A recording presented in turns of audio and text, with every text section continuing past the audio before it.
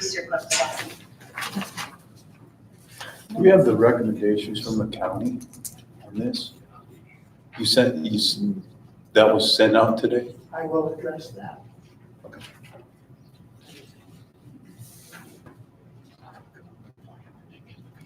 I didn't print any of that stuff. I actually thought it was going to be a contact.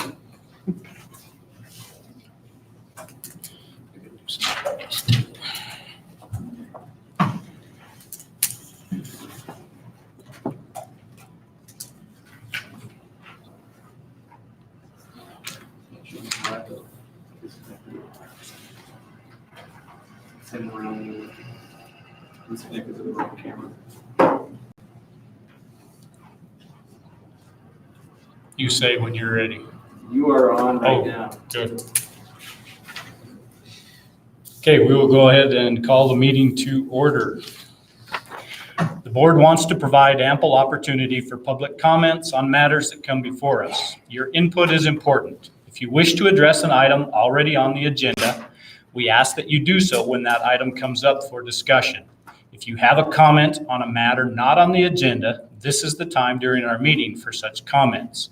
The board would like to remind everyone in attendance that to avoid violations of individual rights of privacy, a member of the public wishing to address the board during this time will not be allowed to make comments about any student, staff member, or member of the general public during this time.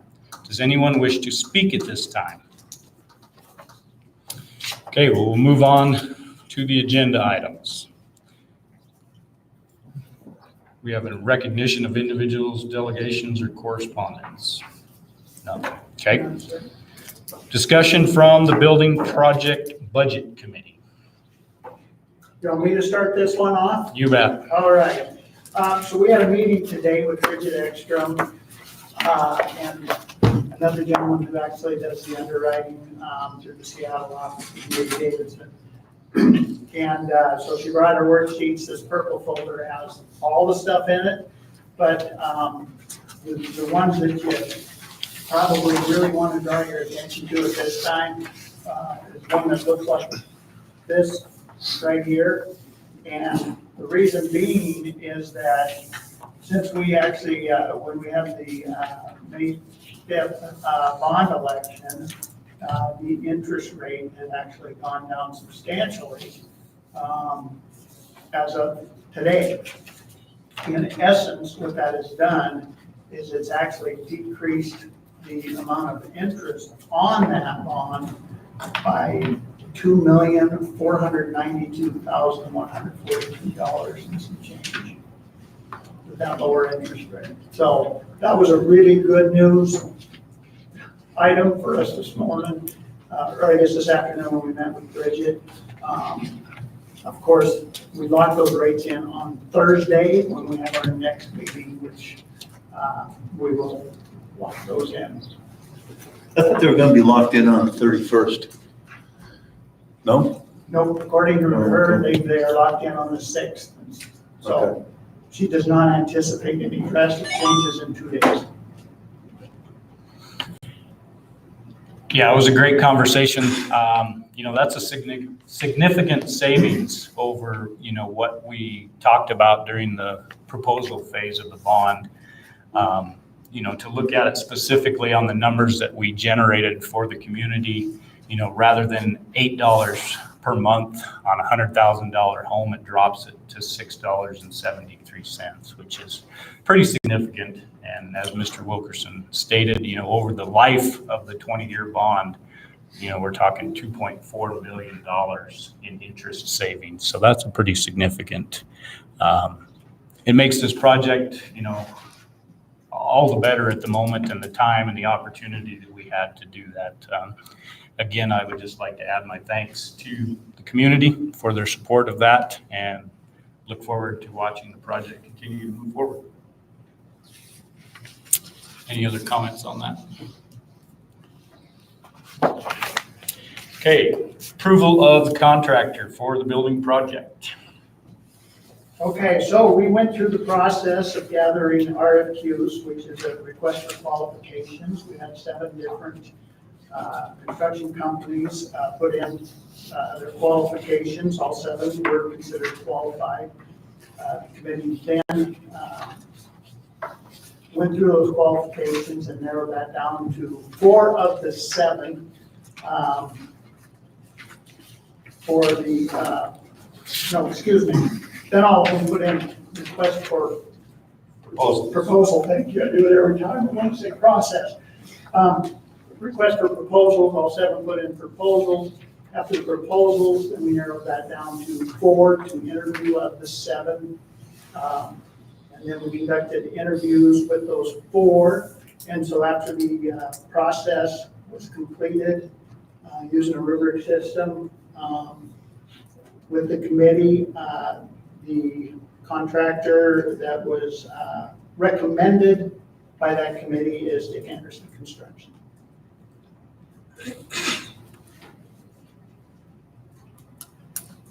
And so I guess up to you whether you want to entertain a motion or not, but that is the recommendation of the committee. Yeah, I think we need to have a motion on that. I'll move to approve Dick Anderson for the elementary school project as our selected contractor. Second. It's been moved and seconded to select Dick Anderson Construction for the building project for the elementary school and remodeling. Any further discussion?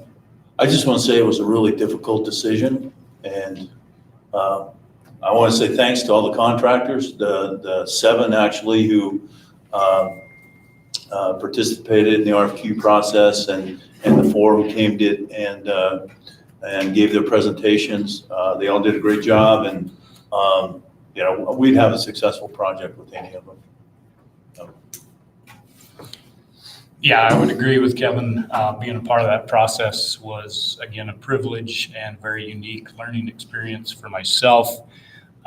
We were literally splitting hairs trying to decide. And it came down to who the committee thought was the best fit for our community and for our project, and really look forward to working with Dick Anderson. And I think the team we have in place from top to bottom, I think, is outstanding. And I think we've got a great project underway and look forward to watching it start going upwards.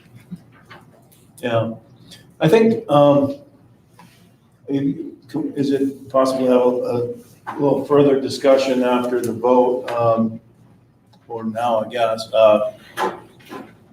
There's been questions in our community regarding the bid, and people have asked why we haven't, why this isn't bid out.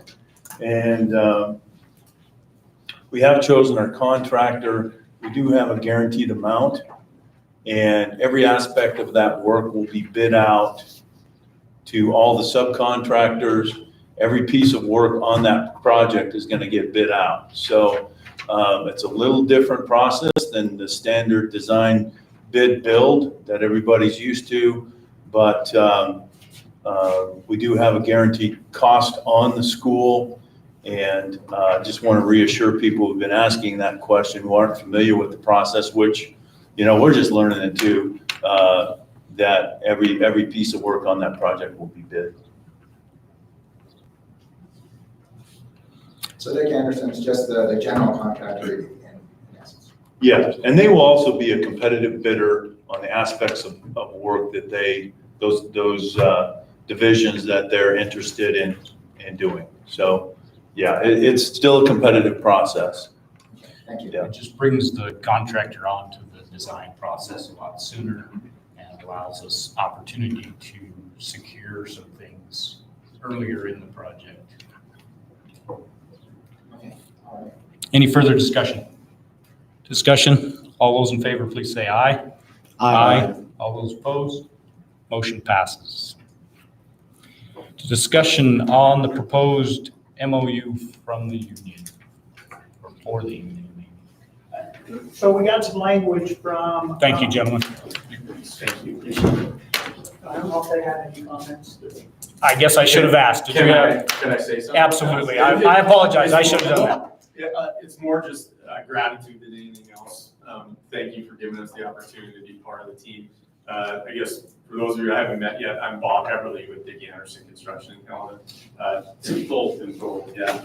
So we're just extremely excited to be a part of the team and bring our expertise to this project and just ensure its success. As it's already off on the right foot after what Mr. Wilkerson just got done talking about, that interest rate. So we're just very excited to be a part of it, and then thank you for the opportunity. We will we'll hit the ground running right away. Thank you, John. All Yeah, right, thank thank you. Thank you. Have a wonderful evening.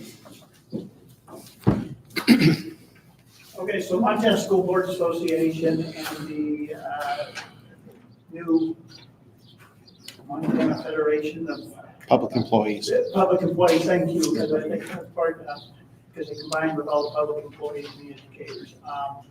Did come up with a draft MOU to kind of get folks started between the school districts and the union. However, at this time, I think we need to sit down and look at some recommendations that we've received from Via Calva, and look at some of those recommendations and see what best takers. You know, the MOU that was sent out was just a guideline, something to start from, and I think we need to take a closer look, so I would ask that we table that item for now. I have a quick question. So regarding the MOU, though, what were some of the general, amongst other things, some other things I was kind of working through, didn't have a chance to take a close look at the MOU. What are some of the highlights of that MOU? Some of the highlights of the MOU that they put out were, when we have teachers or classified staff that are unable to come in due to having a legitimate reason for not being able to be in person in the district, that we would try to use them in another area from home, so they would be doing the distance teaching or any other duty that we actually put forth that we needed some help on. And one of the things that we discussed was possibly those students that are doing distance learning have access to those teachers that are unable to come in, do the distance learning from home and take care of that. But again, we had to look at logistics. I sent a survey out to our staff, and it looks like how many staff we have certified, about 56. We have probably 50, 51 that will be in person in the school when school starts. And 2 of them are on maternity leave. That's not coming here. So we have a high percentage coming in. So it's that we would work through some of that stuff. But that's not necessarily something that is guaranteed. That would only be if we agreed to that. Right. Right, it's just, Making concessions and saying, you know, and those kinds of things, so. so essentially, we'll list, basically restructure resources according to need. Exactly. Okay.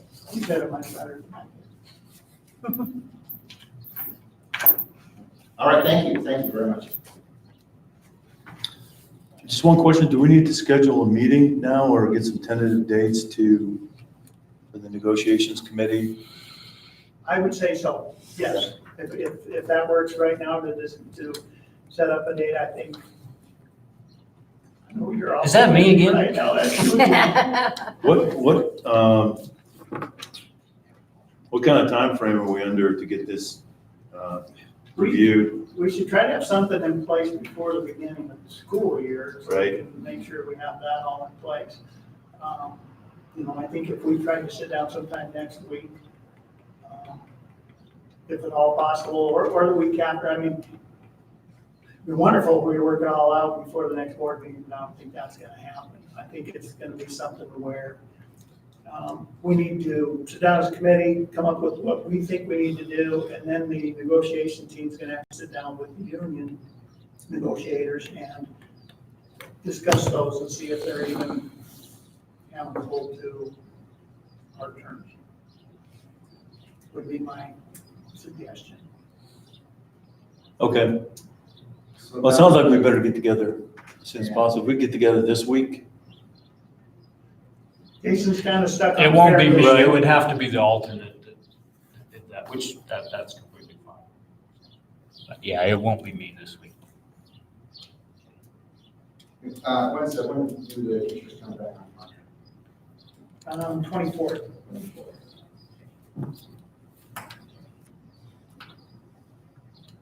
Who's the alternate? I'm trying to think who the alternate is. I think it's Sean. What's the name?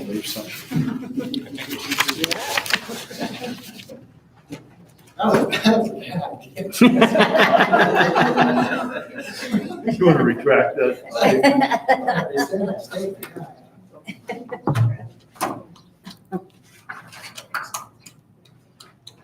Oh, Vanessa is the alternate. I'm actually gone this week. Okay. How about next week? I could do it Monday. We could probably find some time on Monday. And I know I'm not on the negotiation committee, but I'd be happy to step in if it's a time issue. If you can do Monday, can you do Monday? We have a strategic planning meeting at 7. Yep. I guess we'd have to do it at 6 or after that planning meeting. I'd rather go 6. But if we can't do 6, I can go after. I can do 6 if we think an hour is enough. I don't know. I don't know if an hour is going to be enough on that. Tuesday's a board Yeah, meeting. Tuesday's a board meeting. We're meeting with A&E on Wednesday.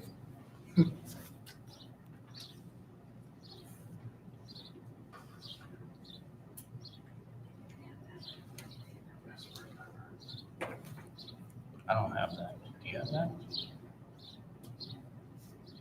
On the 12th? I don't have anything from A&E on the 12th. Sorry about that. Huh, okay. Well, that would probably work then. Want to do the 12th? Yeah. What time you want to do? 6 or 7. How's that work? Actually, I can't do that.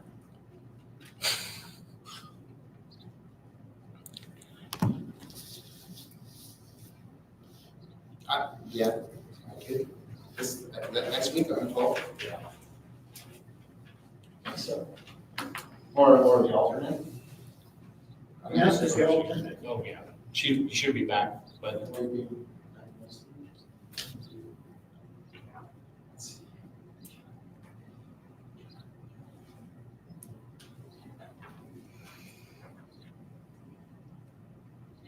think that might work.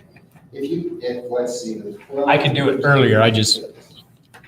How much earlier could you do it? I would have to be done and gone by 7 at the latest That's on on Wednesday. the On 12th. Wednesday? Yeah. Actually, I would, yeah. And I do have Wednesday evening next week. So, Can we try 6 o'clock on Wednesday and see how far we get? Yeah. Looks like you get Okay. 1 of 3 possibilities. If one of them can do it, I will just let them step in and do that. just your alternate if you want to grab it, that's fine, and if not, that's okay. Just let me know. Is this meeting going to be noticed? Are you going to publicly notice it or not? It's a committee meeting, we shouldn't need to because we don't have a quorum. I was just thinking if we get more, if Todd or Sean I want can't. to come sit in, maybe we should notice that. Okay. If that's all right. I don't know if everybody's agreeable to that, at least. Sure. I know Todd's had some input on the review from Cullivan. So it might be good if you're there. You don't have to. And that'll be your 12 by 6. Yes. Yes. Right. You want to do that in my office? Sure. It's okay. That'd be great.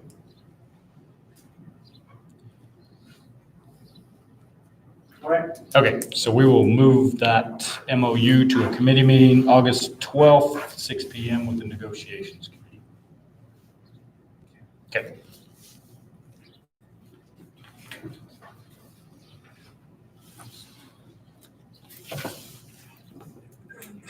Okay, next item, we will move on to the school reopening plan. Mr. Wilkerson. Okay, so a couple different committees have worked on this plan, starting with the facility committee, and then the curriculum committee met 2 times, met several times, and shared information. We come up with this draft plan at this point, since it has not been approved. Would you like me to go through the plan? Would you, I mean, what would you prefer? I guess I might, For the benefit of the audience. yeah, I ask would- ask the audience if, how much of it. And I've got copies of it too, but again, it's a draft, and I want to make sure that's very clear that this is a draft until actually. Maybe we'll just hit the highlights or the key points, and then we'll generate some potential discussion from that point. Okay. Did this go out on social media or email or anything? Not from us. Not from us, From no. us, a very, very rough draft in the very preliminary part of the bid process.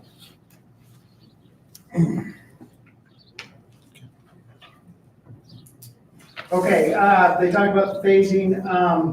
We're gonna keep track of what the governor's doing with all the different phasing, you know, phase 1, 2, and 3. I think I want to emphasize that this is a pliable plan. It's malleable. There's things that are gonna change as things change. We can't say, this is the only plan we have, and my God, we're not changing until we go to phase 3. We can't do that. Things are gonna arise, and we're gonna have to address them, I believe, as things come up. You know, right now, the governor's order says in counties that have less than 4 master aren't required in public place, that can change tomorrow. If we get 4, then they're required, and those types of things. So things will change. Grouping and scheduling, what we're gonna try to do with our students is make sure that we put them in cohorts of groups and keep them with that same group all day, try to keep them from intermingling with each other as much as possible.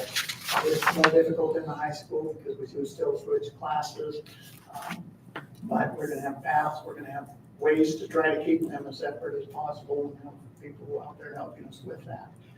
With the younger students, we're probably gonna look at cohorts, for example, keep the first grade together with the first grade all day, not mix them with anybody else. When they go to lunch, they'll have a specific place, and then after they eat, they'll have a specific place on the playground and go together. They keep them in that group so we can have control. If for some reason we were to have a case, then we have a limited number of other people that that person has had contact with. So that's one of the big things we're gonna be looking at. Do we have that exact plan? Not yet. That's what we're going to continue to work on, but keep the group. Physical distancing, we are going to do the best we can, physical distancing. We talked to the Montana Board of Pediatricians today. It was really good. They said 6 feet. You want to do 6 feet? If you can't do 6 feet, do 5, because 5 is better than 4, but 4 is better than 3. But you do the best you can, the most you can. We are trying to shoot for the 6 feet as much as we can. Larger classes like band, we're probably going to have to do them outside as much as we possibly can, especially with playing instruments and blowing through horns. So we're still working on that, but when we can do that, we will do that. We'll have hallways to be marked with traffic flow, keep people on their different sides.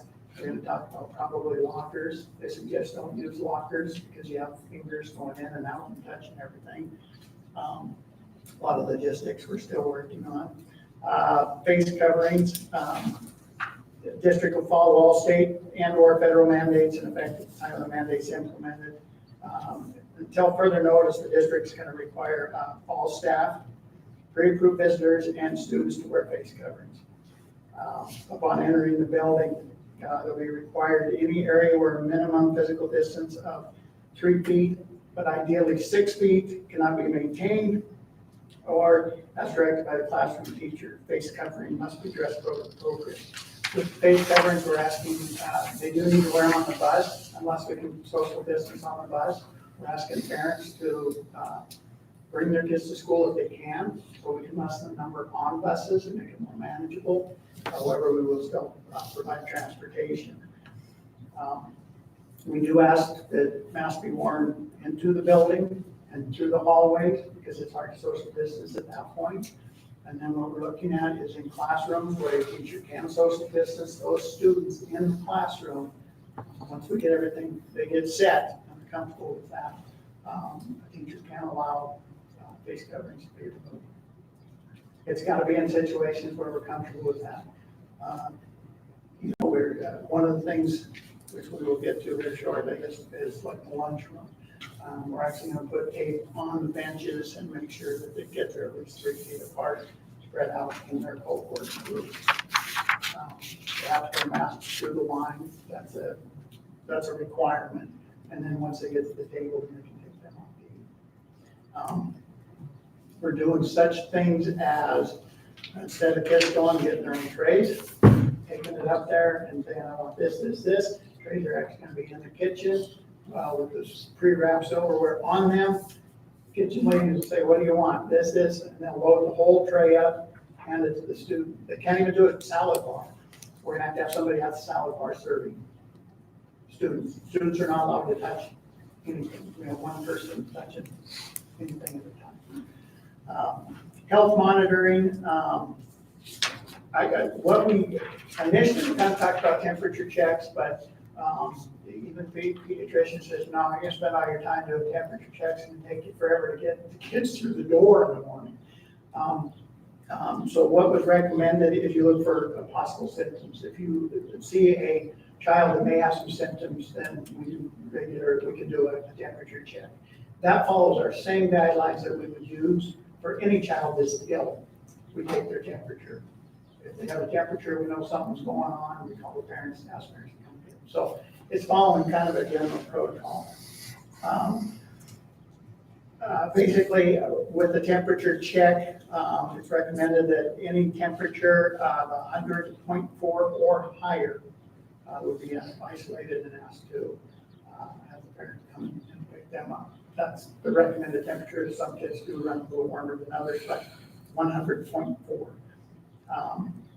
And of course, if any child's ill, we're going to send them home right away now, which we usually do anyway. We ask parents that if their child's ill, please keep them home, don't send them to school.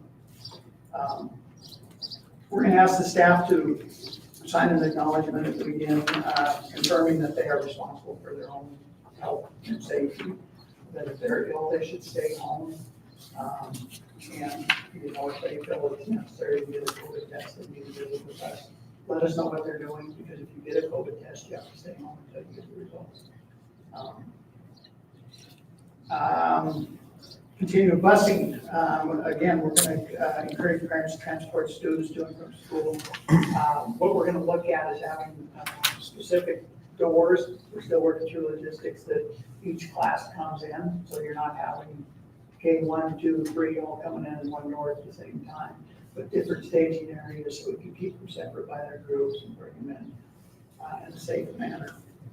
Eric, excuse me. Yes, sir. Can I go back to the testing here? I just had a question on that. Yes. Is the school going to do anything to kind of facilitate that testing, having students, is there a place in the community where that's available for students to go, or? I am not aware if there is one in Broadwater County at this point. Okay. Tested. Walgreens has a drive-through testing facility.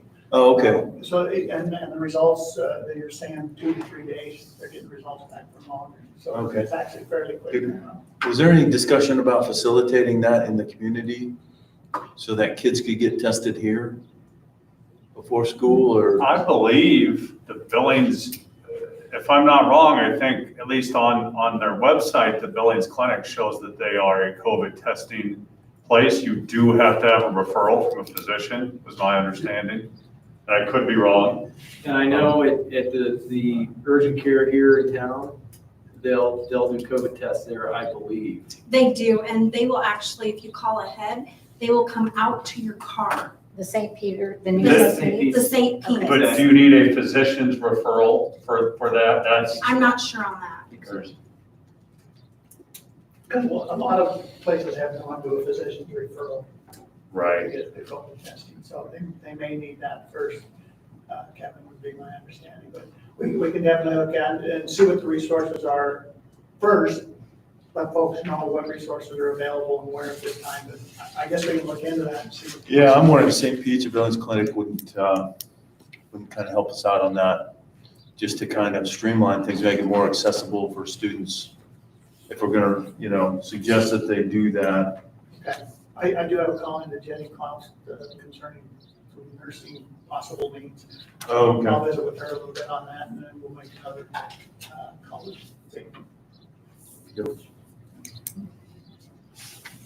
Okay, busing, is that where we're at? Okay. Again, and that's, it is gonna be hard for bus drivers to make sure everybody keeps their masks on, but they said they would do their darndest and do their best. So, they're asking that windows maybe be open to provide some ventilation. We'll have hand sanitizers on the bus. And, we may even have thermometers on the buses. All the thermometers are all the touchless thermometers. Hallways and lockers, we're trying to keep the traffic one way, clearly defines flow directions. We posted, we ordered a bunch of times from Universal Athletics, with all the bulldog stuff on them. So for washing hands, for directions, for the 6 feet, it's all sorts of stickers. So we'll have those all over the place to help guide the students. Quick question. I want to go back to, how you said that you were going to separate the groups, like first grade, second grade? How's that going to do any good if they're on the bus together? You know what I mean? Well, with the bus, they will be wearing masks. Okay. And so with that, that's supposed to help, and only 2 to a seat. And those are, I think OPI is saying 2 to a seat. Family groups can sit together on the bus, but that's where your mask is mandatory. Okay. And so when you can't do social distancing, they're recommending That you have mask to. as well. Okay. And that's what we're going to adhere to. When you can't social distance, Wear the mask. we gotta do the mask.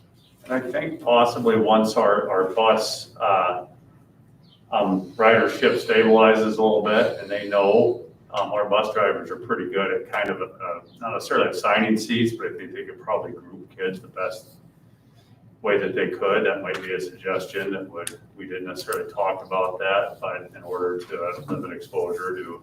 Yes, and it is recommended they assign seats, so the kids know exactly what to expect and where to be and when, so we can keep track. Again, let's see, playgrounds, same groups together in playgrounds, sanitization of the playground. We're going to sanitize everything as often as we can. They're talking bathrooms every hour. We are looking at a possible cleaning company to come in just to keep the maintenance up as much as possible, but we're still in negotiations with them at this time. Meals in cafeteria, they go in their cohort groups. Students are great if you teach them what you expect and you reinforce it, they do a great job. But they do need to wear the face coverings in line. Those are the guidelines that the kitchen has to follow.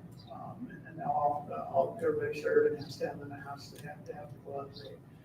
So she's got all the guidelines, and we'll be a stickler about that.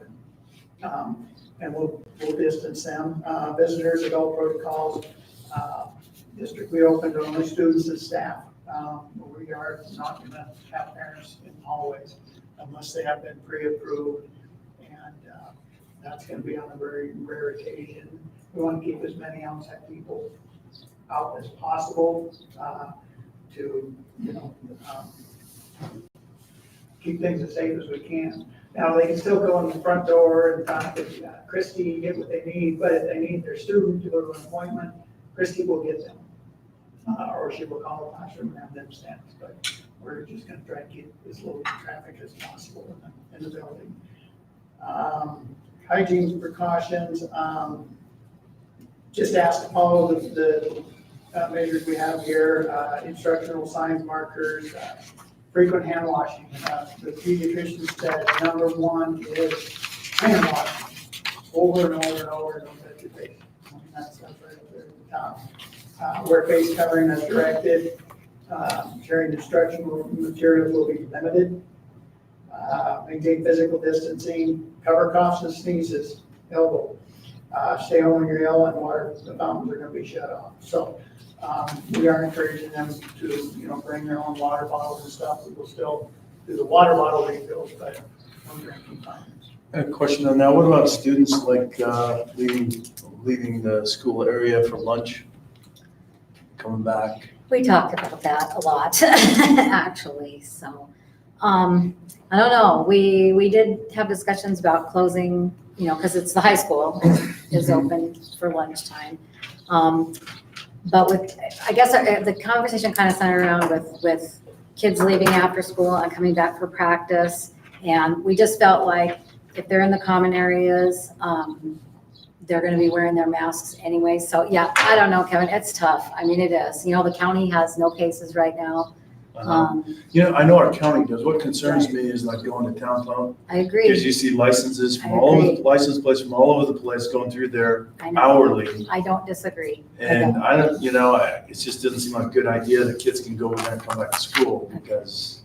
I don't disagree with you necessarily. So, Is town still mandating masks? Yes. yes. With the counters, everything in there. Oh, yeah. And you see, literally people from all over the country Well, and coming one through of there. the ways we thought is that, anytime anybody exit and comes back in, they're gonna sanitize their leaves, sanitize as they come in. That's one way. And we even thought that between, the high school's a different situation. That's a little more challenging in a way because of the kids moving around a little bit more. But we thought, entering a classroom, exiting a classroom, sanitize. If they can't social distance in a certain class because there's too many, we're gonna try to spread those kids out in those classes as much as we can and get the numbers more equal. So I know we talked about, I don't know, we thought, kids leave and then they come back for practice, I don't know. It's hard to know how much we can control the outside of that. And I guess just to bring that up a little more is, I understand there's some certain constraints in how we, what the processes have been before and procedures. We've never really had the conversation around, nor have we needed to have a conversation around closing campus during the day. Does that make sense? And that's probably a conversation for later, another day, because it's probably a long conversation, but does that make sense? We've had that conversation.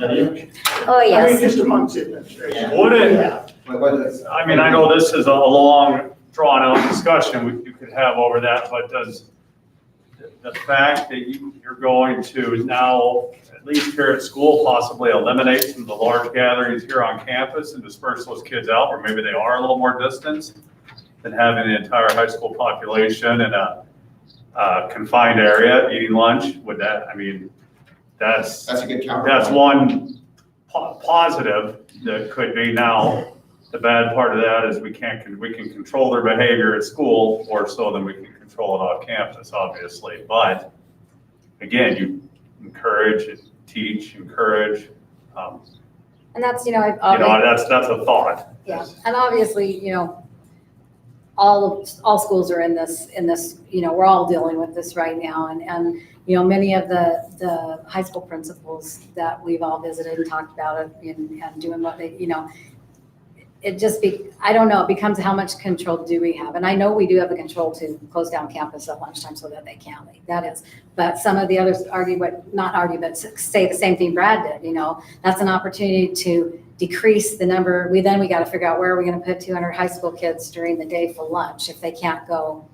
But maybe they could, be out on the sidewalks or out on if the weather's nice. It's if we drag, if this goes into winter and it's minus 20 outside or snowing or, I know, definitely, there's back and forth and good and pros and cons both ways, so. So with closing campus, that there would be some advantages to that, and we can control access, essentially. Another disadvantage, though, is lunch. How many kids go home for lunch? And if they have to stay on campus, can they bring lunch? And if they can't bring lunch, what is the implication for the cost of lunch? There's a lot into it. Yeah, we Yeah, did, yeah, we did think there's about it. Can we a can talk of worms about it? around that. So, and I don't know the answer. I just look at all these different measures that are being taken, and I think a person could assess the effectiveness of each one. Agree. And having a student go to a public area and come back to the school seems like a kind of a dangerous proposition, because almost every method for eliminating transmission is separation, and sports are going on in isolated environments. So to isolate the environment seems like a method that's Right. pretty effective, and Right. but just in comparison with some of these other measures, I mean, I don't know. I mean, I'm just asking a question. No, it's a good question. There's kind of a hierarchy of what's effective there, and Yeah, and some of the feedback and thoughts and things that I heard, was like I had already said that, okay, it's the end of the school day, kids leave, go to the town pump anyway, or down the main Right, street, yeah. and then they're gonna come back for, how are we going to, other than just making sure they're cleaning up as they come, it's a I good think we question. can educate the kids. I mean, they're pretty Absolutely. smart. They're very smart. And, Yeah. it's probably not a good idea to be They're very smart. rubbing the counters and the And, and that's another touching way, your if we can face. just tell them, if this is what, if you are wanting, if you are going to those places, then yeah. we're gonna have to have it, I don't know. Can we put a fogger on the entrance so Sure. that just fog them as they come through? Well, I do Fun, think too. that's a major point. It We're is. gonna have to really work on K-12 is not just, we can control kids here. We have no control when they leave here. And I think part of our job with anything we do is to instill good behaviors and try to encourage those positive practices health-wise when they're not in school, and educate them, and hopefully get information to parents and those things to help them encourage that same thing. And that's going to be a huge part of our task, I think, is getting students to just use common sense and safe practices anywhere they are, not just here at school, to and from and after. And because anything that they do outside of school in this situation is going to impact our school in a big way, regardless of where somebody picks it up. It's coming here, or could come here. So that's a good point, yeah. It is. Well, I think we should probably discuss that further. Okay.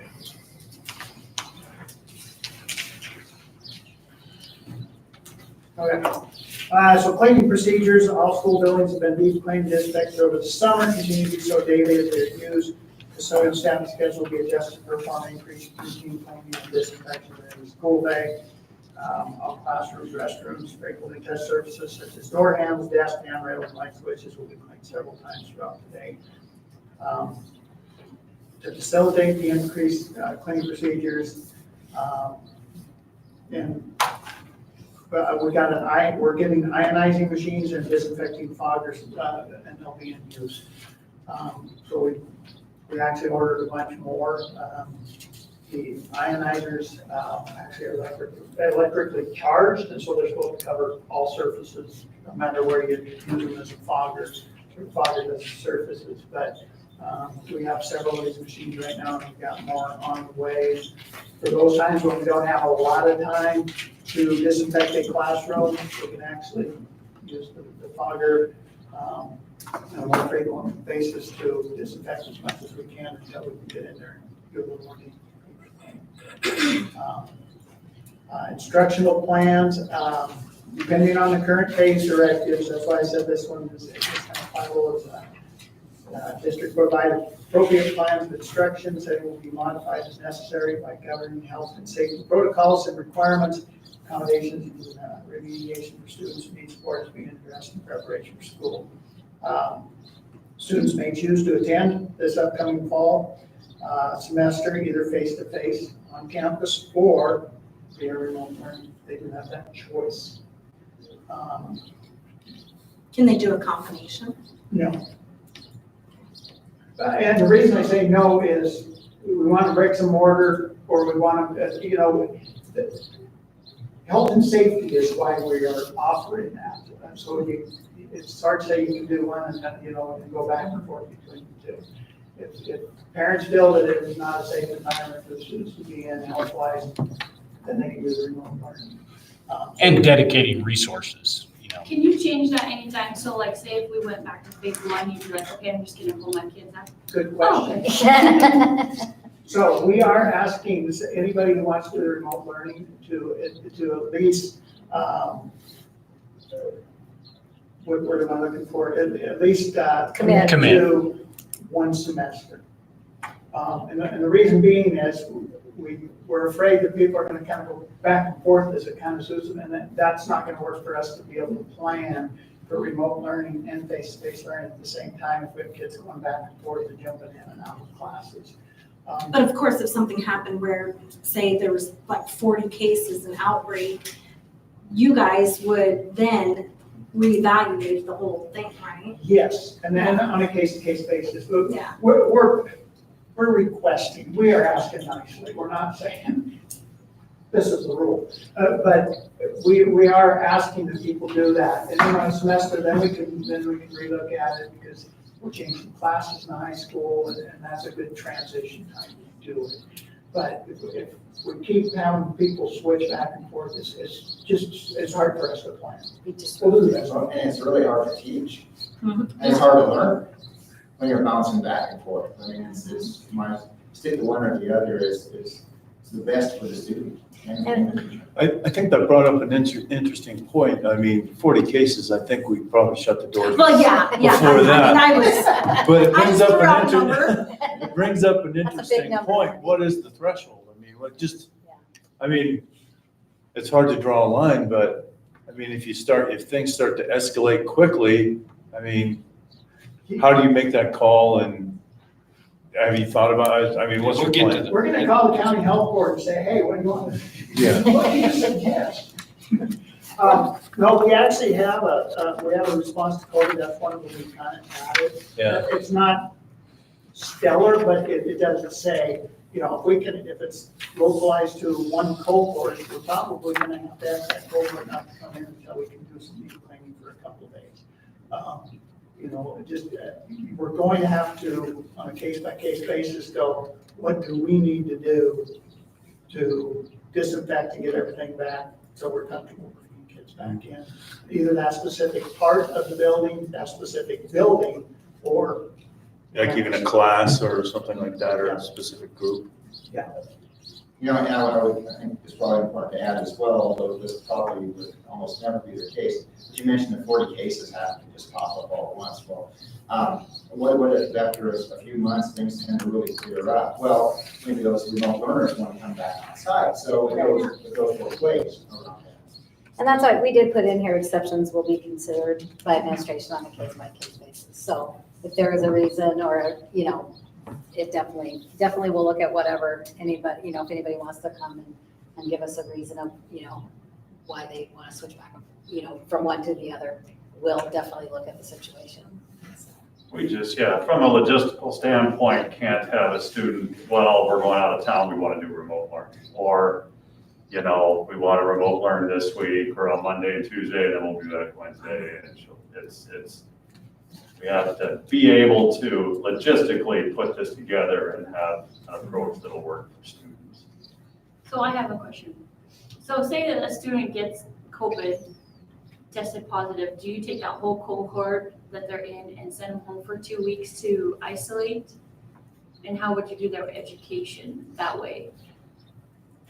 Or have you If thought? we send this whole cohort, my guess is we could look at the online delivery just because those teachers aren't going to have any students. And so And the teachers need to quarantine too. provide online learning to those students remotely. But is there gonna be a quarantine for those the rest of those kids in that group? There could be. We need to look at each circumstance and see what do they call that, for, Contact Contact tracing, contact tracing. tracing. Well, there's primary contacts and secondary contacts. yeah, so they need to look primary at is contact what and then go from there. Okay, That is a possibility. What's nice about this, what we're doing here is we're gonna be one-to-one Chromebooks. So when we start school, every student is assigned a Chromebook for the year. okay. Yeah, we're not gonna wait and say, well, your distance learning, here's your Chromebook, or put them in a cart. No, we want that student to use their own Chromebook every time we're not sharing. Sharing is a good So thing, but not exposure will go, Chromebook. it'll So, go way down. we are doing one-to-one Chromebooks for every student in the district. That will help with that. Let's see, if student chooses to complete OEM. If students are going to do remote learning, at this time, we're recommending that they not be able to participate in activities. If it's not safe for you to be at school in the classroom, it's probably not safe for you to be in athletics or in other organizations. So that's our recommendation at this point. Elementary remote learning will be, the method will be determined. We're still working on that because we have to look at the logistics of our staff. The high school remote and junior middle school remote learning will follow the same class schedule, face-to-face students. All our teachers are on Google Classroom, so every student that's home, at home learning, can get on their computer and follow the exact same lesson. So it's going to be the exact same schedule of every kid that's here. They're expected to be in class in the morning, period one, logged into that class watching. Teachers are all going to set up all their lectures and everything that they are doing with the camera faced right on them. So you can watch them live doing what they're doing, and they can watch you live watching them. So it goes both ways. It can be monitored, but we did a great job last spring doing what we did, but was it the most effective way to do it? I think we'll all say we learned why we did it best we could, but it was tough. This way, we keep everybody on the same schedule, doing the same things, same expectations, whether you're here or you're remote. So they'll be required to do the same things, there's live video lessons, et cetera. Chromebook for each student. Attendance policy is going to be just like it is before. They look and see you. They can see you on the screen, you can see them on the screen, so it goes that way. Well, I was just going to mention as well that the plan around the instructional plan, if second paragraph under the instructional plans, last sentence, the instructional plan for spring 2021 will be determined at a later date. So that's this is the idea for this semester, this coming semester, and who knows where we go next semester. So that leaves us open to be able to modify and as necessary. We can start 3 weeks into the school year and go, yeah, that plan's not working, we'll modify it again. We'll let people know what we're doing. Are we experts in this? No, I'm sorry, we are doing the best that we can and putting forth our best effort. And a lot of people put a lot of time into this, and I appreciate the time that they did put into it. Organized activities, extracurriculars. We're going to follow the district expectations, but also the guidelines by MHSA. I'll let you know. For those that don't know what MHSA is, Montana High School Association. They oversee all athletics and activities for accredited schools. We're going to follow their guidelines, however, they have been pretty lax at giving us too much direction. It's up to the district. However, we've got to talk to the athletic directors and myself talking about it. One of the things that has to happen is when athletes are actually participating, they can take their masks off and participate. However, if they're standing on the sidelines, they need to be masked up. So we did order actually the face gaiters for the athletes that it works best. For football example, it's easy to go to the sideline, just pull it up. When you go out to play, pull it down. That's it. But we'll talk with each sport. We'll have cross country, volleyball, or swimming volleyball, probably not going to want to wear something around their neck while they're playing. They're just probably want masks that they can put in their special spot. Those gaiters they can put in their hair. Put gators in their hair, there they go. Great idea. Good idea. That is MHSA required. Yes, Okay. yes, if We have you're no, not, we have no act- choice. if you're not actively participating, you have to have a face covering. Okay. And we are addressing fans, but I'm gonna say, after visiting with the ADs, I think we probably need to visit with our activities for the committee members, sit down and talk about our plan and come up and see if there's any ideas that they may have to help us out. Can't think of who's on that committee right now. Hopefully it's not Jason. Jason's had a lot to do. And most topic though, I missed that first point. Like, fans coming to activities. Spectators. Spectators, yeah. Patrons. Right now, what we're leaning towards, I'm gonna say that, what we'd like to see is that all fans will wear face coverings. If we don't do that, I'm afraid what we'll have to do is limit the opposing team's fans to come into our facility, in order to space people out. But people will wear masks, then people can come to games. We'd rather they social distance, but in the place of social distancing, a mask. To keep them safe. He's already put out there, with the students, but coaches will be expected to wear masks. Now, is that a choice, is that a school by school choice, or is that part of the mandates? That's school by school choice. We're trying to do it as safe as we can for our people and not on our school, because there are concerns about bringing people from other communities into our communities to share. We're actually meeting as an AD group with the division, our big divisional group that we have. We're having a Zoom meeting here in the next couple of days, just to kind of see, the more that people are, what do I want to say, that we're all doing the same thing, the more that we're, all trying to being consistent. Thank you. Consistent's the word. The more consistency we have from, school to school to school, the better off we'll be. That being said, the district can still do what we feel works for our school. But, we thought if we were all kind of at least on the same page in a few areas, it would probably help a lot. Because then our fans know what to expect when they go to Manhattan and go to, Columbus, and we'll all be, trying to be similar procedures so that everybody knows what's going on. Some talk was even that no visiting fans come to home events, like only the home team and the home fans are there. And then you could spread your own fans out and have that visitor side and put everybody on. I don't know if that is how everybody's thinking. That seems really hard and harsh, but I don't know. I don't know what we would do with that situation. We feel like if we can get cooperation from people to wear masks, that we should be able to facilitate visiting fans. I hope other districts are consistent with what we're doing. I think it'll make it better for all of us. Yeah.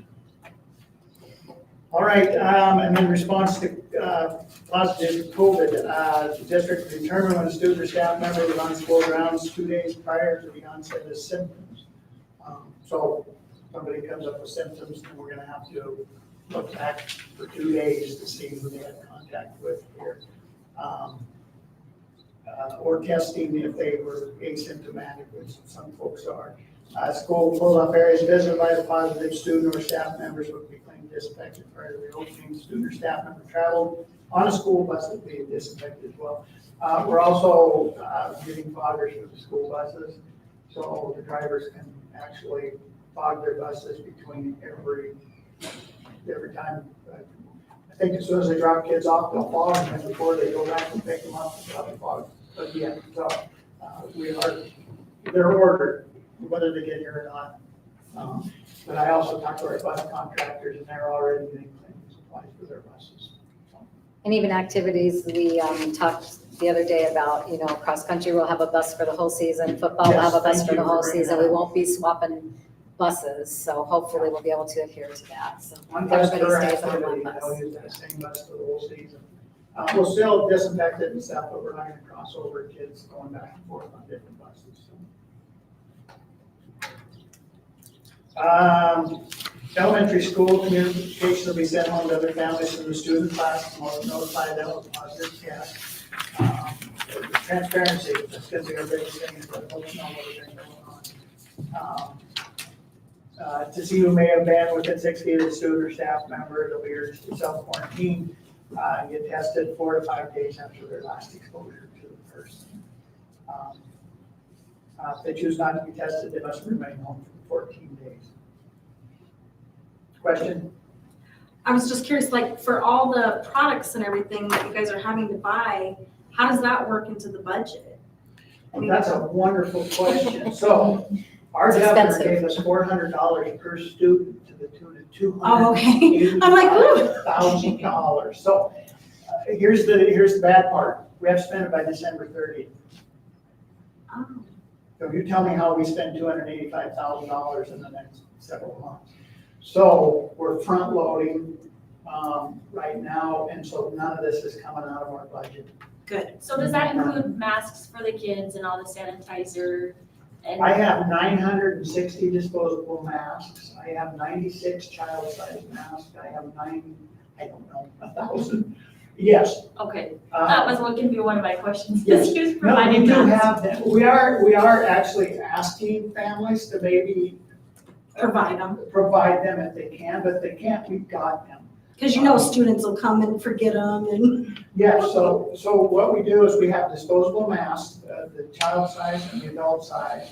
And then we are also buying those small laundry bags, the kind that you just put stuff in and throw Oh, in the yeah. laundry. And so each class will mark theirs, and we'll have 2 for each student, at least this is the plan. So each day rotate back and forth, and we will clean them. Gotcha. So, these are plans, we'll see if it works. So we're not, parents aren't buying school supplies like Clorox wipes, sanitizer, No, anything, okay, good. no, although Clorox wipes are. Good luck. If you guys find that. That's what We haven't seen it. We did find some in the tub of like 900 of them that go in those big tubs, so.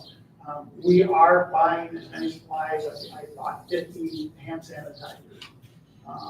And we have 36 gallons of hand sanitizer in gallon bottles that we can refill all those smaller bottles, so. We're sort of on the ball with it. Can those dollars be used for, of course, obviously for cleaning supplies and such, but for outsourcing cleaning? Yes, and that's why I'm talking with, I forget which company. I'm in talks with a company right now, and we're trying to figure out whether to have them come in the evening, deep clean the rooms, or if we use them during the daily stuff to go around and just sanitize all day, and then have our custodians do their regular cleaning routine and do garbages, vacuuming, and those kind of things. And so we're working out the logistics on that. So yes, nursing services was the other one, talking to the clinics to see if they're willing to. I don't think we need a full-time person here, but we need access to a nurse one to be going, and maybe they'll contract with us. So those are the things that we are looking at, yes. Maybe even possible part-time help in like the kitchen or some other places at this time. So those are all things that we're looking at those funds for. Because any funds that we don't spend out of that goes back to the state. We just lose it December 30th. Are those funds based off of our numbers from last year? Or if there's students that choose to just do homeschooling? It was our A and B last year. Okay. So no, it will not be, the homeschool students that, we have a few that have some.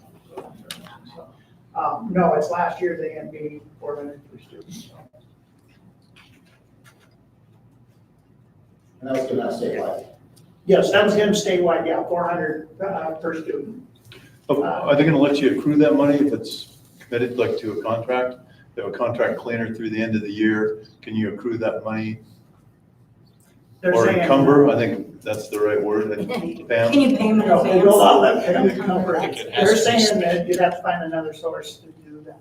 Now, we did get some other funding through the CARES Act that is actually spread out over 2 years.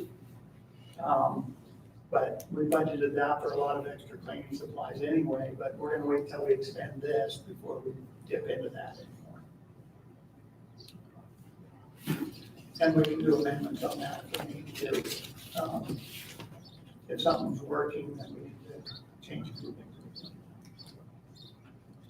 I have a question on that, Eric. Mhm. If we say we're rolling along with, the distance learning and the face-to-face learning altogether. If we find a need for, say, another staff person to help with distance learning, would that money be able to be used for that if we had to hire somebody to help facilitate some of the, Through December 30th. you through bet. December 30th? Okay. Yes, that's what a lot of the schools, yes, our schools are hiring another certified teacher to do that. And so, yes, those are, we can supplement, we can't supplant. So what that means is we can hire above and beyond our current staff, we can't use it to pay for current staff. It'd have to be extra staff that we didn't have prior. So if it were an extra teacher, for instance, just as an example, and those monies are only good through December 30th or 31st, what happens to the rest of the semester? Because this semester ends on the 19th of January. Yeah, middle of December January. 20th, something like that? We just have to be able to cover it. We just cover it. Yep. Just cover the difference, okay. So and essentially good through Or Christmas use break, CARES to Act. Christmas break. Yeah, I just think about that time frame is maybe for schools. It was kind of an odd. why they put that on there. You can actually do expenses all the way back to March March. 13th or whenever so you can, but we didn't overload with cleaning supplies at that time or other resources that come out of that, so. I see, okay, thank you. Yes, okay, I know I was somewhere. Okay, middle school and high school students, upper grades, that's something to be a little different. Students going around, we gotta find out who they've been in contact with, so that's gonna be a little more of a task. But we should be able to track where they're at and who they're with, and go from there. We'll do the best we can. There's more than one confirmed case at the time, or series of single cases short. We'll work with the county health board to determine the course of action. Again, talking to the county health board, they're there to make some recommendations and maybe hopefully help us with some guidance on some of this through the course of all of this. So, we are not experts, as I said, in this, we're doing the best we can. I believe we did our due diligence and that we looked at hundreds of plans, other plans that other schools were doing. We didn't take this lightly. This took a lot of work and a lot of hours. So again, I appreciate the people who put the time in. So that's all I have, sir. Okay, before I open it up to, I guess, broader discussion, I would like to add a couple things for myself, being a part of this. All I can say is, this is a dynamic situation that continues to evolve. This plan is not set in stone, but provides us a foundation for what education in Townsend will look like in the days ahead. This plan and all the stakeholders involved will need to be adaptive and flexible to the situation as it continues to change. This plan was developed with evidence-based guidance from local, state, and nationally available health information. This plan is about weighing all of the risk factors from student education to public health in our community. And I'd like to end with the communication is the key, the transparency that he talked about. So I would like to go ahead and open it up. We don't have a huge crowd, but I guess to start with, I'd like to probably limit individuals to about 5 minutes if you have something. And I would ask that we keep the discussion pertinent to Townsend School District and how it affects our students, our staff, and our community.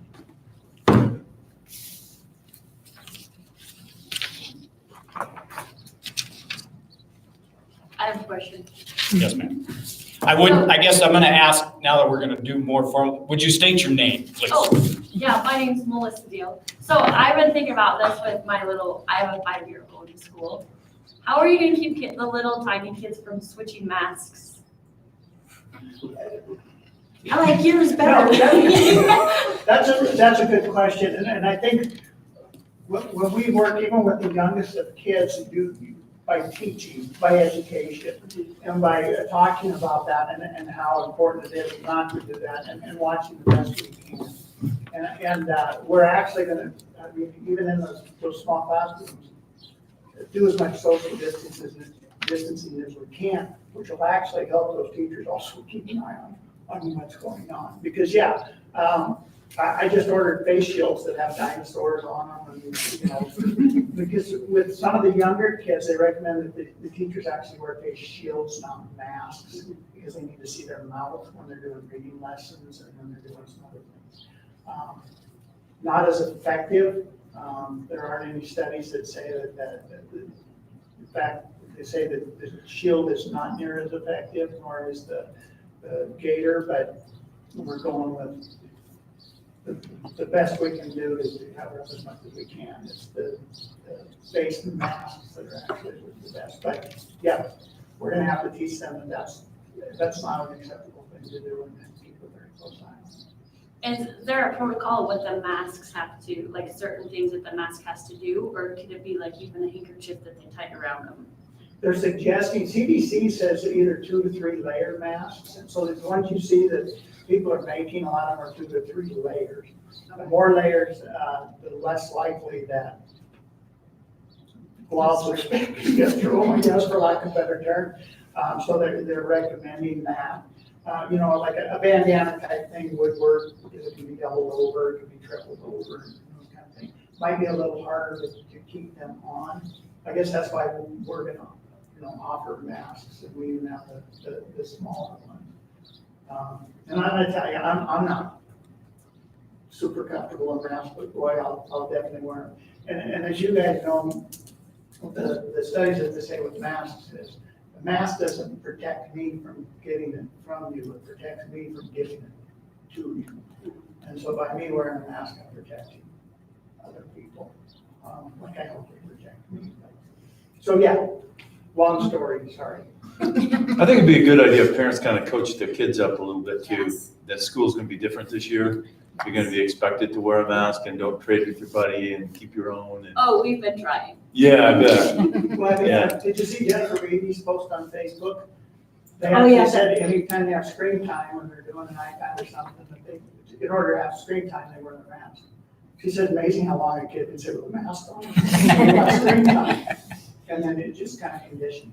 And it just, it boils down to teaching. It just does. I mean, it truly does. Just educating and teaching and, you know. We teach reinforcing it. kids to do a lot of things. I think we can teach kids to wear a mask. And set a good example ourselves.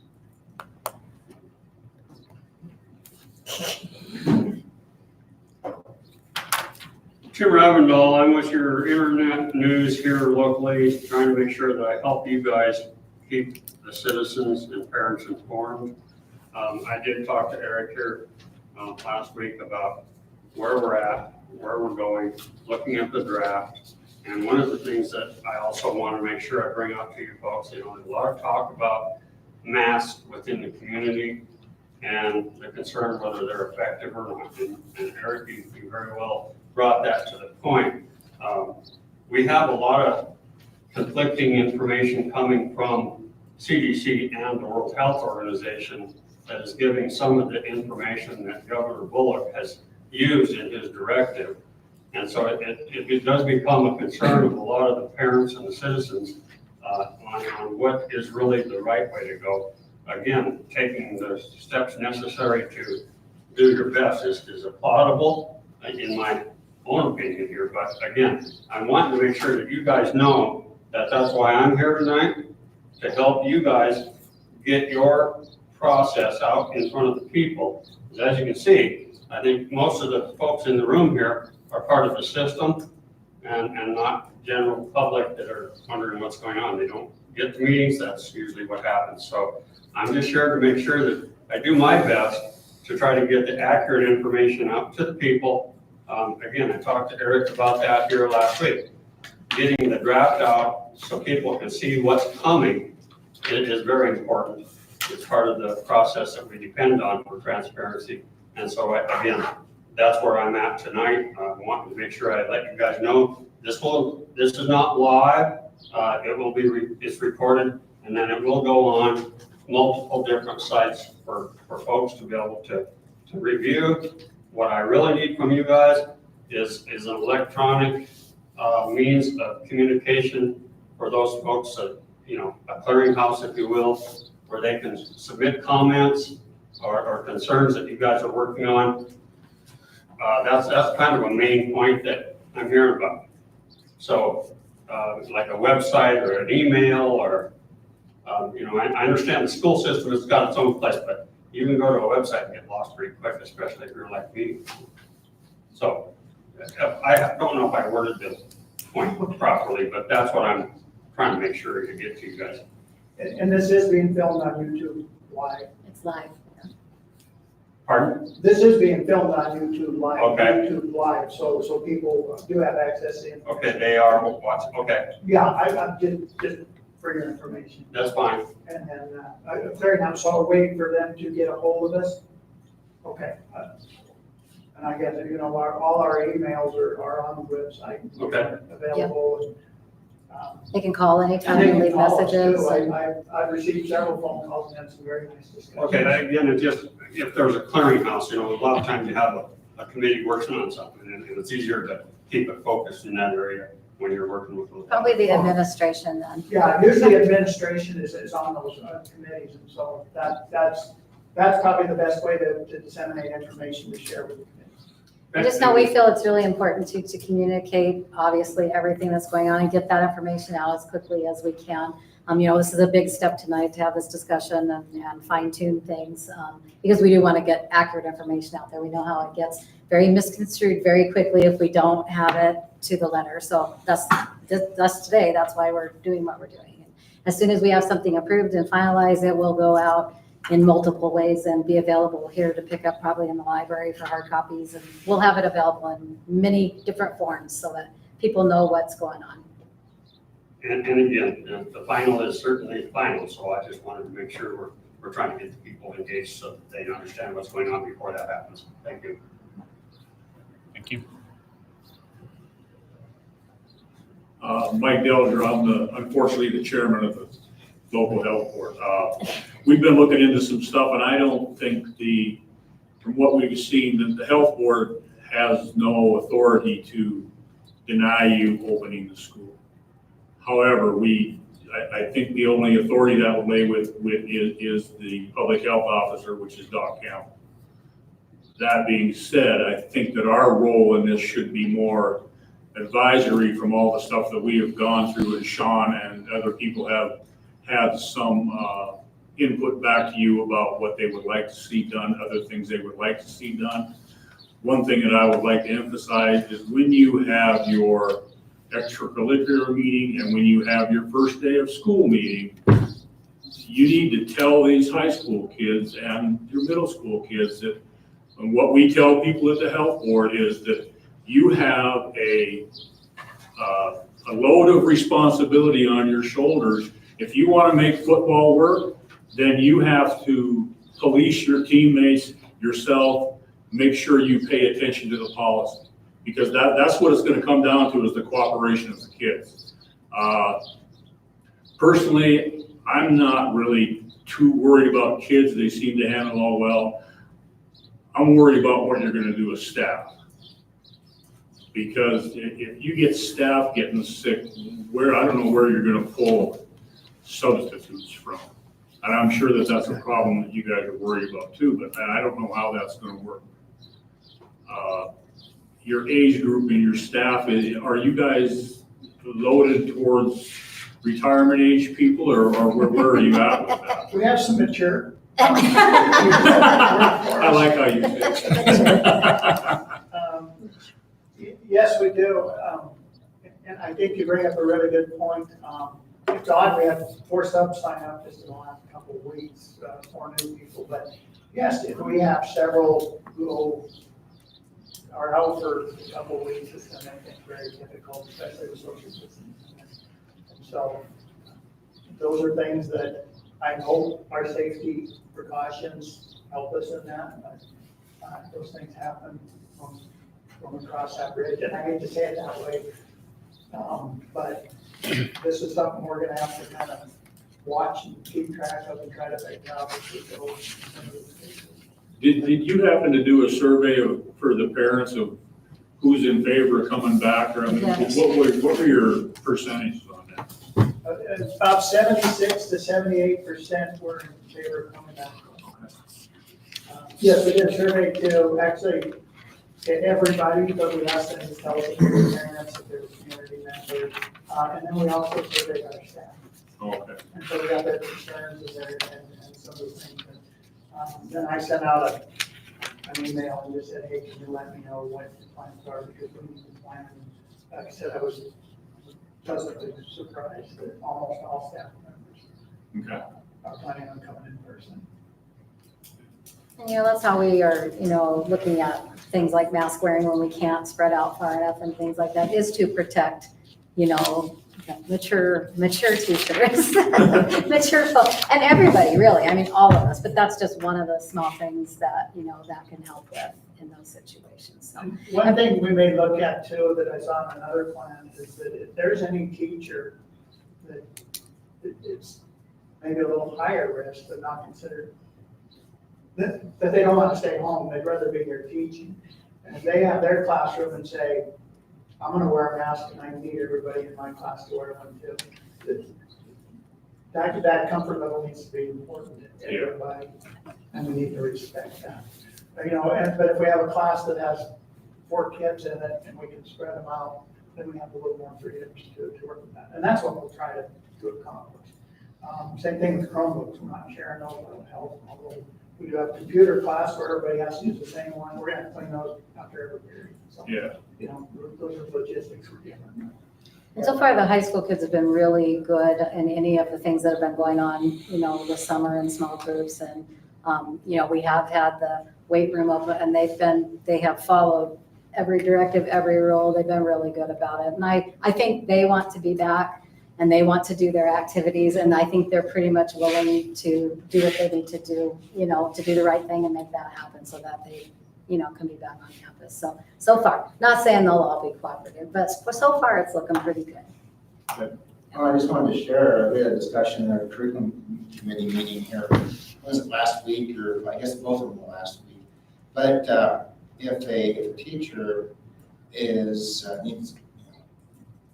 symptomatic or asymptomatic and test positive and needs to be home to quarantine, they can also teach remotely from home into the classroom. So not just students remotely learning, but teachers can be remotely teaching as well. So those are configurations that have all been discussed.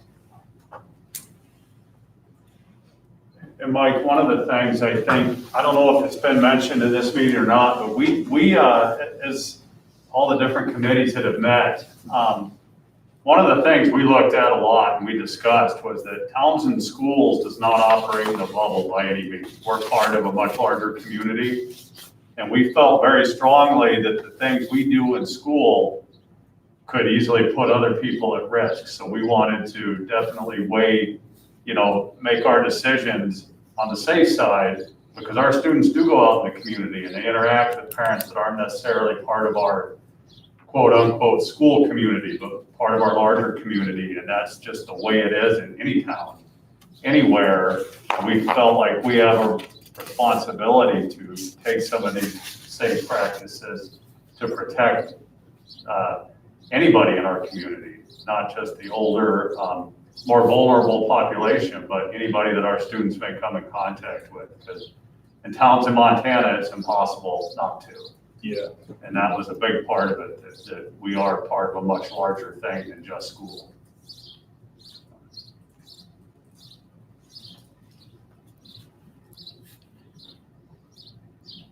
I think everybody recognizes there's no way to eliminate the risk, but it's doing what we can to mitigate the risks for everybody.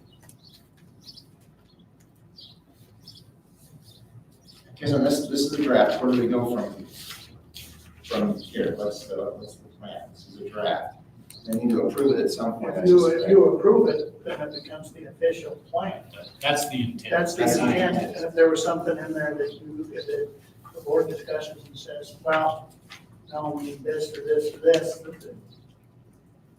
then we can make those changes. But, like I said, we approved this plan. Things could change in this plan. But this starts us off and gets us going. And our biggest thing is we need to let folks know what we're doing. We need, staff needs to know, community needs to know, parents need to know.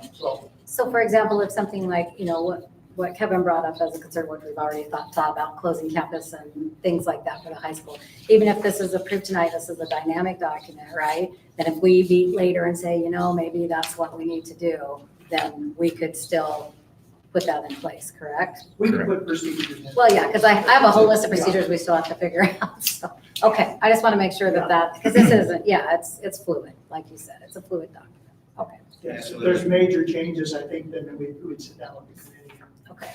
and go from there. So those major changes, we can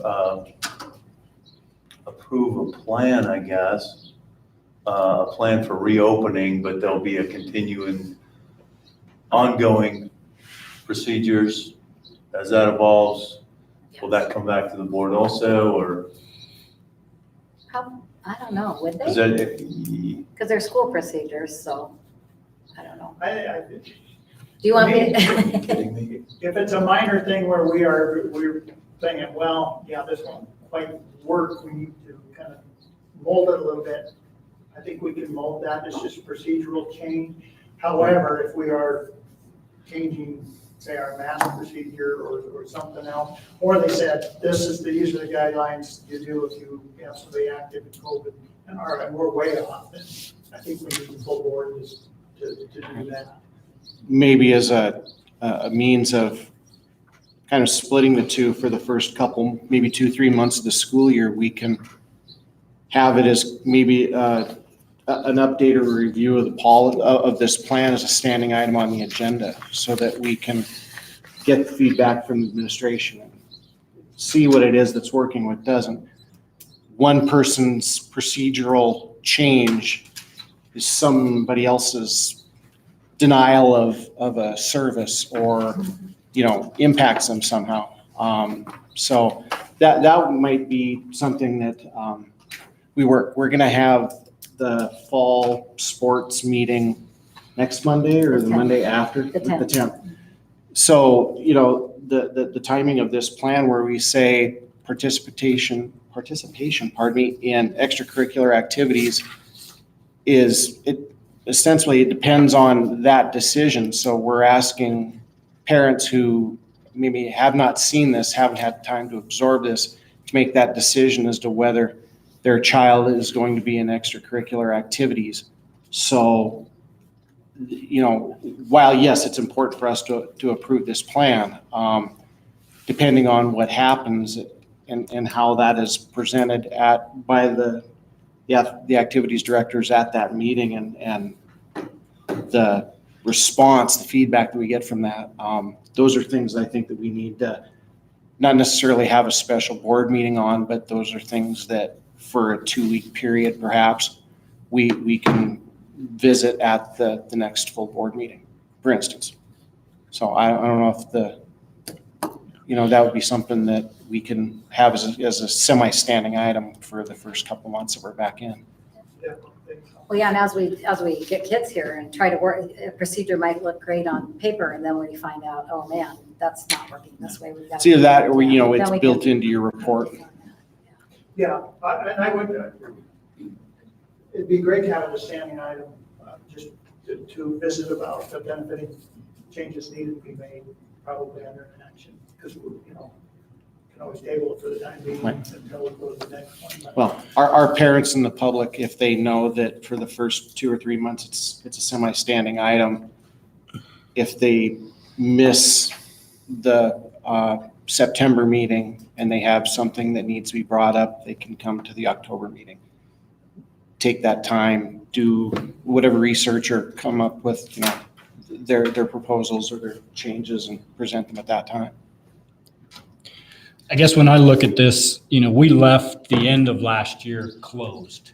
And moving forward with a motion on this plan is just us determining that we are opening the school back up and planning to educate kids in the building. That we have flexibility and contingency built into this plan to adapt it. But in my mind, the motion, to come forth is just saying that we are opening the school back up and doing the best that we can to mitigate the risks and provide education in-house for those that comfortable doing so. With Yeah, I that think said, that makes sense, Jason. That makes more sense to me. Because, I mean, from just a strictly procedural point of view, if we're gonna approve a plan, but there's no, I mean, it can change at your discretion. I don't know what we're approving. I mean, that's kind of and I understand it's gonna evolve, but just to reopen the school, that makes sense. I agree with that.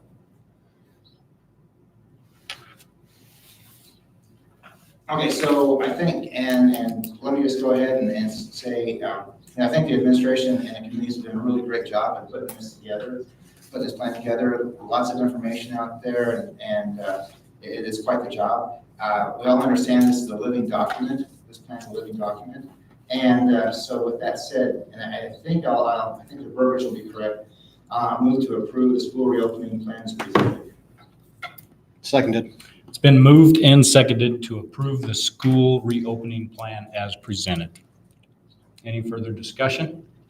I just have a question under the cleaning procedures. In a bunch of the studies we were looking at, this cleaner that, that's professional grade ingredient. It was suggested that, it's used carefully around kids. Is that something we're gonna be careful about educating the custodial staff? Yes, definitely. And I was gonna visit a little bit more with the county sanitarian on that, because he asked me, what are we going to be using? And I put it in, kind of highlighted, this is what we've been using. But like in our weight room, when we use it, we close the weight room for an hour. And hopefully that's a reasonable amount of time, but we fog it, and it's shut down for a whole hour, nobody can go in there. And so those are things we're gonna have to look at with that. We're gonna have to use, hand sanitizers will have to be 60% alcohol or more. A lot of the ones we have were less than 60 previously, like in the kitchen and stuff, because cook said the kids were putting on their hands and licking it, but just saying what she said. So, but, those are things we're gonna have to keep an eye on too, because it's gonna be The inside and the outside. And we put that as a part of our materials data sheet, so, our safety data stuff, right? So that's supplemented. Yes. And those are procedures we're still developing, working with the custodians and the county sanitarian, because we need to know what's safe and what's not, timelines and all that. So we will have guidelines, yes. I guess the one other thing I'd like to add that we didn't talk about really specific is the staff and professional development that we have planned. Okay. You want me to cover that? Yes, please. Okay, so every year we have technology days that are prior to our PIR days where teachers can come in. They don't have to, but we get really large participation. What we're going to be doing is putting workshops on the best remote learning programs that are out there. We're going to prepare ourselves that if we do need to shut down, we're more prepared than we were last time, because last time we took 2 days to get ready for this, as opposed to the governor's 2 weeks, because we wanted kids to be educated. And so we're going to do those 2 days, and it'll be teachers sharing best practices, best programs, the best things that we can do. And then our regular PIR days, which is pupil instruction related days, which are required by law. We have 7 a year. Those days are going to be strictly to get prepared for the school year, to educate, and to just get ourselves lined up the best that we can for those days. We'll also be planning on working with the architect, all the teachers and the staff will get to it. We are keen on this to look at best practices and get everybody as prepared as possible. We do, as you may have known, the teachers, a lot of them use Google Classroom. Well, we need to set those classrooms up again for the new students they have and those kinds of things. But if any of you know, a lot of our teachers, they'll be in shortly. They spend a lot of hours outside of the school year before they get prepared. We're already hearing from them, So, so yeah. they're ready. So They're ready to go. we are keen on this, and I think we can have a very high percentage of teachers show up for our tech days to help get prepared. When are those tech days? The They're the 18th two- and the 20th. 18th and 20th.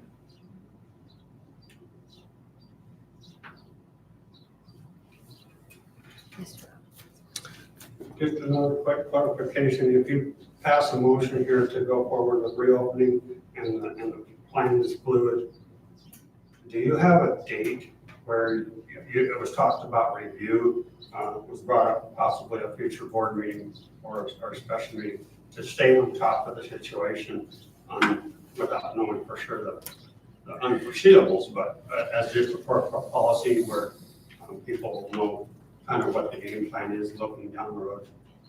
Basically, we will address it at every board meeting from this point forward specifically. Okay.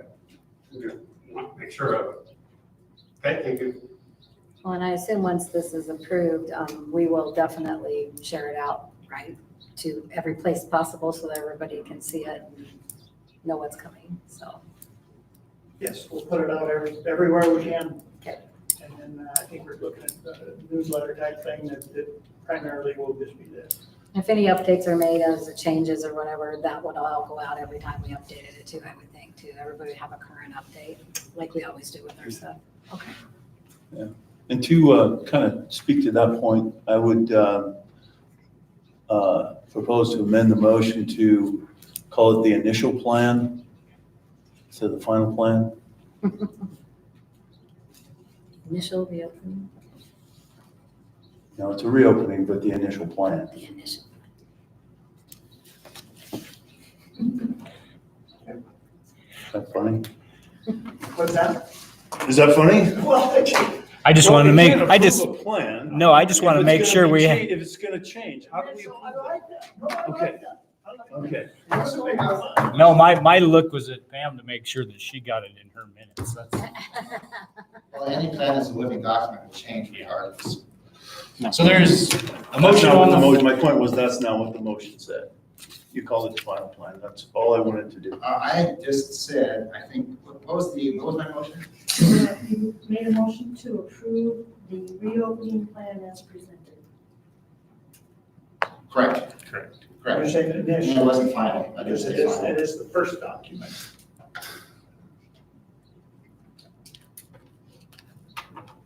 Any further discussion? Discussion? All those in favor, please say aye. No, we have an amendment on the floor. No, we-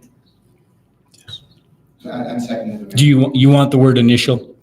I propose that, yeah. Okay, is there a second on the amendment? Seconded. It's been moved and seconded to amend the main motion by adding the word initial. Any discussion on the amendment? Discussion? All those in favor, please say aye. Aye. All those opposed? Aye. Motion passes. So now the main motion will read, I'll have Pam read that for clarity, What will it read, Pam? You want the amended motion? the amended motion. The amended motion reads that. Who made the motion? Sean, I did. you made the original, Correct. made a motion to approve the initial reopening plan as presented. And it'll be the amended version. Yeah, That's the that's the amended version, Yes. okay. Any discussion on the motion? Discussion? Discussion? All those in favor, please say aye. Aye. All those opposed? Motion passes. Any further items? Meeting is adjourned. Thank you, guys. No, I don't think yes. You guys.